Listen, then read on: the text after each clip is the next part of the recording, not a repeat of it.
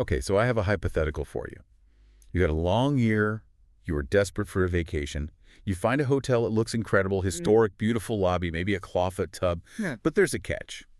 With absolute certainty that this room has a history. Maybe a crime happened there 50 years ago. Maybe guests keep waking up to the smell of cigar smoke when nobody's smoking. Do you book the room? That is the ultimate test, isn't it? It's that curiosity paradox. We say we want rest and relaxation, but there's a part of our brain that's just so attracted to the macabre. We want to be near the danger, just not, the victim of it. Exactly. It's safety-adjacent fear. Hmm. And today, we're doing a deep dive into places where that safety buffer might be a little thinner than you'd like. We're looking at a really great stack of research centered on Anna Green's piece for Mental Floss, 20 of America's Most Haunted Hotels. It was just updated for 2025. Right. And I want to be clear right off the bat. Our mission here isn't just to tell campfire stories or, yell boo. No, because when you actually dig into these places, you realize you're not just looking at ghost stories. You're looking at history. These buildings are like geological layers of American trauma and celebration and tragedy. Oh, that's such a good way to put it. You've got the Roaring Twenties, the Civil War, the Asylum era. It's all preserved in amber. It's architectural memory. And some of the details we're going to cover are they're genuinely unsettling because they are so specific. We're not just talking about creaky floorboards. No. We're talking about meth labs exploding, specific nightmares that shaped pop culture, and I'm still not over this one, ghosts that have a foot fetish. We will definitely have to unpack the psychology of the foot tickler a little later, but you're right. The specificity is what makes these accounts so credible, or at the very least terrifying. So let's check in. And if we're talking haunted hotels, we have to start with the cultural titan. The Stanley Hotel, Estes Park, Colorado. You have to. If you say haunted hotel, that's the white Georgian building that pops into everyone's head. It's unavoidable. It's been permanently etched into our collective consciousness, all because of Stephen King and The Shining. Right. But what I found so fascinating in this research is how much the mythology of King's stay is different from the reality of it. Yeah, because the story everyone tells is that King saw a ghost, got scared, wrote the book, but the reality was so much more internal. It wasn't about what he saw, it was about the atmosphere. Precisely. And context is everything here. He stayed in room 217, but it wasn't just any night, it was the very last night of the season. Wow. The staff was packing up, the hotel was closing for the winter the next day, so you've got this massive echoing building, completely empty except for him and his wife. And the source mentions they went down to dinner in the grand dining room, and there was an orchestra playing to a sea of empty tables. That image alone is creepier to me than a monster. It's so surreal. It creates this sense of dislocation. And that night, he didn't see a ghost. He had a nightmare. And it wasn't a vague something's chasing me dream. He dreamt his 3-year-old son was running through the corridors, screaming, "Oh, man." Being chased by a fire hose, looking back over his shoulder with these wide, terrified eyes. Which is the emotional core of The Shining, right? It's not about ghosts. It's about parental anxiety, the fear of failing your child. Exactly. But while King's experience was psychological, the Stanley does have a reputation for the unexplainable that goes way beyond bad dreams. Oh, for sure. It seems to be a collection point for high strangeness. You have the standard stuff, unexplained piano music, laughter in the halls. But the detail that really caught my eye was the stinky man. The stinky man. I know, this breaks all the rules of ghost lore. It's supposed to be like the scent of lavender or rose perfume. Or pipe tobacco, not just a bad smell, a malodorous spirit. But here's the key point. He has no known affiliation with the hotel. He didn't die there. He wasn't a guest. He's just a random smelly entity. Which supports the beacon theory in paranormal research. The idea that certain locations act like batteries. Exactly. That a location with enough limestone or quartz or just enough emotional history acts as a magnet. It attracts entities that have no business being there. It's basically a spiritual tourist trap. Speaking of energy, and especially that contrast between high society and, well, rock bottom, we have to talk about the Hotel Blackhawk in Davenport, Iowa. This story blew my mind. The timeline of this building is like a tragic biopic. It's a perfect example of architectural schizophrenia. When it was built in 1915, it was the place to be. High glamour, movie stars. But as the Midwest's economy shifted, the hotel fell hard. By the 90s, it wasn't hosting galas anymore. No. And the detail that proves that fall from grace is the explosion. And we're not talking about like a boiler malfunction. No. In 2006, a meth lab exploded on the 8th floor. A meth lab exploded. Just pause and visualize that. Yeah. A building designed for tuxedos and champagne, and then the 8th floor gets blown out by a meth cooking operation. What a rough century. And that trauma leaves a mark. The hotel has been beautifully restored, but the ghosts seem to reflect that confusion. You have reports of women in red and blue evening gowns, residue of the 20s parties, but then you have this massive celebrity connection. Cary Grant. The legend himself. I actually didn't know he died there. Me neither. Not until we read this. In 1986, he collapsed in Suite 903. And now people report seeing him. Such a tragic juxtaposition. It is. You have the spirit of Cary Grant, the epitome of class, haunting the same hallways that later hosted a meth lab explosion. It just proves that buildings are vessels. They hold on to everything indiscriminately. It's layers of history pressing down. And we want to talk about layers.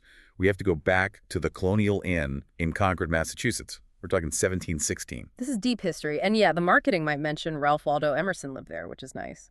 But the real story, the one that keeps people up at night, is room 24. Room 24, which used to be an operating room. And we need to be very clear about what operating room meant in the 1700s. We do. This was Dr. James Monod's practice. This is an era before anesthesia, before sterilization, before antibiotics. Surgery back then wasn't healthcare. It was trauma. It was amputation. It was agony. So if you believe in stone tape theory, that intense emotion imprints on a space, then room 24 is basically a nuclear reactor of pain. Precisely. The amount of adrenaline and terror concentrated in those four walls, it's amazing the room is habitable at all. It makes you wonder about the ethics of renting it out. Here's your key. Enjoy the spectral residue of 18th century amputations. It is certainly a niche market. Let's pivot from medical horrors to something a bit more chaotic. The Jazz Age. It seems like the 1920s is the most active era for American hauntings. Why do you think that is? It was a decade of such extreme volatility. You had Prohibition, which created this whole culture of secrecy and organized crime. You had the post-war boom, this sudden, immense wealth, and a kind of manic live fast, die young energy. That creates a lot of unfinished business. The Biltmore Hotel in Coral Gables, Florida, feels like a perfect case study for that. It's got that great Gatsby grandeur, but with a dark underbelly. It does. It was a playground for socialites and the mob. But look at its life cycle. During World War II, it was a military hospital. Then in the 70s, it was just abandoned. Oh, that abandoned phase is so creepy. The source said they filmed a horror movie there because they didn't need to build a set. The decay was real. Right. But the ghost that endures isn't a soldier. It's Thomas Fatty Walsh, a mobster, shot and killed over a gambling debt in 1929. A frozen moment of violence. Exactly. A sudden, violent death in a place of luxury. That contrast seems to lock the spirit in place. And that idea of a locked moment or a loop is literally what's happening at the Hotel Endra in Seattle. This one gave me actual chills. The eternal party. Right. Guests on the 9th floor report hearing a full-blown 1920s speakeasy party. Jazz music, clinking glasses, laughter. Breaking glass, it's loud. Yeah. But here's the detail that separates a residual haunting from an intelligent one. When guests go out into the hallway to complain. Silence. Instant silence. Which suggests it's not a ghost actively messing with you. No, it's a recording. The building is just replaying a memory of a rowdy night from 1925. And when you step out, you disrupt the playback. I find that almost sadder than a ghost. It's just an echo. But then you have the Copper Queen Hotel in Bisbee, Arizona, where the haunting is intensely, uncomfortably personal. The story of Julia Lowell. A sex worker in the 1920s and 30s. Right. Bisbee was a rough mining town. Julia worked out of the hotel. The story goes, she fell in love with a client, he rejected her, and she took her own life. And now she haunts room 315. But she doesn't just rattle chains. She appears as white smoke, which is standard. But then she whispers in guests' ears. That intimacy, that breaks a barrier. Seeing a ghost down a long hallway is scary.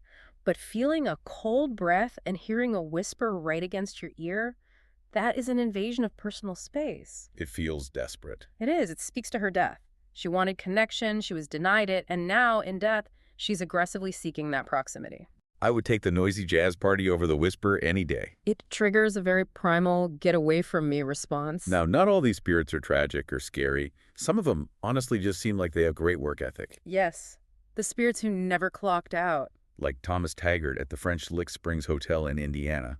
He's the owner, died in 1929, but apparently he's still micromanaging the service elevator. The staff swears by it. They say that when the hotel gets really busy, And only when it's busy. The service elevator starts operating on its own. It moves to floors where it's needed before anyone even pushes the button. That is honestly kind of sweet. It's hospitality transcending mortality. I don't care if I'm dead. We have a wedding party at 3 p.m. Let's move people. He's dedicated to the craft.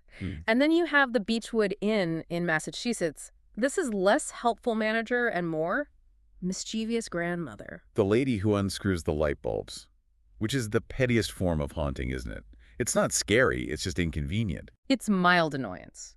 But the innkeeper insists the spirit is polite. She claims the ghost sometimes wishes her good morning. Okay, so you have a roommate you can't see who messes with the electricity. I can handle that. Yeah. What I cannot handle is the pink lady at the Grove Park Inn in Asheville. Yes. We have arrived at the foot tickler. Why? Why? Well, all the things a ghost could do. The pink lady, she appears as a pink mist. She turns the AC on and off. But yes, multiple guests have reported waking up to their feet being tickled. That feels so specific and so violating. You're asleep. You're under the covers. You're safe. And then something touches your feet. It's playful, sure, but it triggers a deep biological defense mechanism. It's the classic monster under the bed fear, but it's actually making contact. It crosses a boundary. Hard pass. Yeah. I'm wearing combat boots to bed if I stay there. Probably a wise choice. Okay, we've had some fun, but we need to pivot to the places where the history is undeniably heavy. We talked about hospitals, but there's a specific category that carries even more weight. The asylum. This brings us to the Hotel Park Central in Albuquerque. Which used to be a psychiatric institute for children and young adults. And you have to treat that history with gravity. These were often places of confusion, mistreatment, intense suffering. When you convert a place like that into a luxury hotel, you are overlaying leisure on top of deep trauma. It's a cognitive dissonance.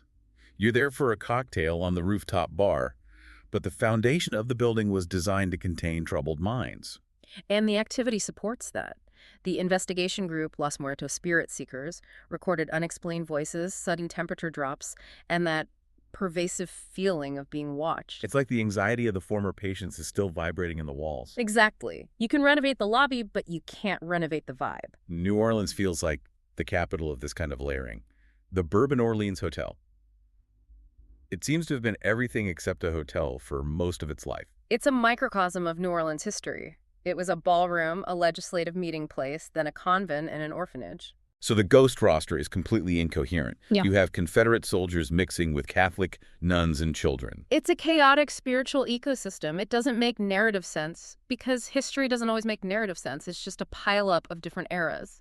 And then you have the Hotel Monaco in D.C., formerly the Marshall House. This is Civil War specific. And the haunting feels like an eternal standoff. Yes. The 6th floor is said to be haunted by James W. Jackson and Colonel Elmer Ellsworth. And what's fascinating is they were enemies. Ellsworth was a Union officer. Jackson was the Confederate sympathizer who killed him and was then killed himself right there. So they killed each other, and now they're stuck together. That's the implication, trapped in the moment of their mutual destruction. We can't do this topic without addressing the Cecil Hotel in Los Angeles. The Cecil is. Yeah, it's in a category of its own. It's not just haunted in the traditional sense. It is infamous. It's cultural infamy. Serial killers like Richard Ramirez stayed there. The Elisa Lam tragedy. The sheer number of suicides. It has absorbed so much darkness that the darkness has become the brand. It was recently supportive housing, and it was put up for sale in 2024, but the reputation is indelible. The real haunting there is just the accumulation of human misery. It feels like a place where the bad things humans do have seeped into the concrete. It's a heavy, heavy place. Let's end on some of the strangest, most specific encounters, because some of these just don't fit the standard mold, like the Notchland Inn in New Hampshire. This one is fascinating because of an interior design choice. In the parlor, there is an actual gravestone. Wait, who puts a gravestone in the parlor? It's for Nancy Barton from 1778. The story is tragic. Her fiancé stole her money and abandoned her. She died in a snowstorm chasing him on foot. But her haunting isn't just, I'm sad. It's communicative. She writes symbols on the bathroom mirrors in steam. Even when the shower isn't running. That's the detail that gets me. It implies a desperate attempt to communicate something. We just don't know the language. And we see that same desire to be acknowledged at the Gadsden Hotel in Arizona. This is where we move from anecdotes to actual data management. The front desk keeps 2 binders full of guest reports. You know you have a problem when you have to start archiving the ghost stories in 3-ring binders. And the reports are aggressive. Hair pulling, TVs turning off, people being pinned to the bed. But the manager, Robin Breckes, had an encounter that was surprisingly human. She saw a cowboy ghost in the basement wearing a long duster coat.